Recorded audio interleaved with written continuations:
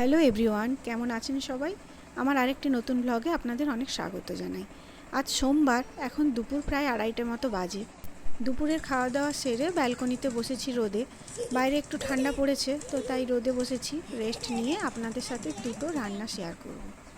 এই যে ব্যালকনি থেকে আমাদের এই পেছনের পার্কটা দেখা যায়, তবে আগে ভালোভাবেই দেখা যেত, এখন গাছগুলো বড় হয়ে যাওয়ার জন্য অতটা দেখা যায় না। এবার এই পার্কটাতে কাজ চলছে। পার্কটাতে অনেক বড় বড় গাছ ছিল, সমস্ত গাছ কেটে দিয়ে এই যে পুরো ফাঁকা হয়ে গেছে। এখন এখানে হচ্ছে বিল্ডিং হবে, তো তারই কাজ চলছে। গাছগুলোকে দেখছি পুরো কাটছে না, কিছু ডালপালা কেটে দিয়ে ওই শিকড় থেকে পুরো ক্রেনের সাহায্যে গাছগুলোকে তুলছে। আর এই যে পার্কটা দেখছেন, রাইডসগুলো আছে, ওগুলোকেও ভেঙে দেবে। যাই হোক, এবার কিচেনে যাওয়া যাক। এবারে এই যে আমলকি কিছু আমি বয়েল করতে বসিয়েছি, বয়েল হয়ে গেছে। এবারে এই আমলকির কিছুটা আচার করব, তার জন্য ছাড়িয়ে নিয়েছি। আর এদিকে কড়াইতে শুকনো লঙ্কা, জিরে, ধনে, মৌরি, মেথি ভেজে গুঁড়ো করে নিয়েছি। আর কড়াইতে হচ্ছে একটু হিং ফোড়ন দিয়ে আমলকিগুলো হালকা নেড়ে নেব। কিছুটা আমলকির আচার করব, আর কিছুটা হচ্ছে এই যে ক্যান্ডি করব, কারণ আচারটা তো মিশুক খেতে পারবে না। এবার ক্যান্ডিটা করলে ওটা মিশুককে দেবো। ঠান্ডায় আমলকি খাওয়াটা খুবই ভালো, সর্দি কাশিতে খুব উপকার দেয়। তো আমলকিতে এবার আমি একে একে সাদা নুন, বিট নুন, চিনি, গুড় আর ওই যে ভেজে রাখা মশলাটা, ওই গুঁড়ো দিয়ে ভালো করে নাড়তে হবে।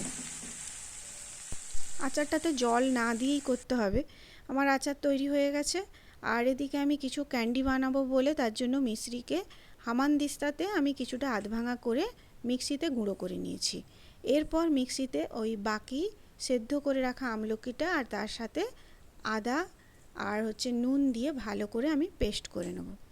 এবারে এই আমলকিগুলো হচ্ছে রিলায়েন্স ফার্মের, তো ওখান থেকেই আমরা কিনে এনেছিলাম। দিয়ে ওই আমলকির এই 2-3টে পদ করছি।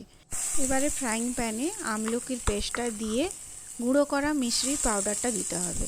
তার মধ্যে একটু সাদা নুন আর হচ্ছে বিট নুন দিতে হবে।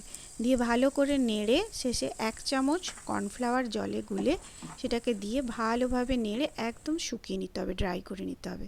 হয়ে গেছে তৈরি আমার ক্যান্ডি। এবার থালাতে ঠান্ডা করে নিয়ে এবার চাকুর সাহায্যে কেটে নিতে হবে, আর ওপর থেকে মিশ্রির পাউডার ছড়িয়ে দিলেই তৈরি আমার ক্যান্ডি।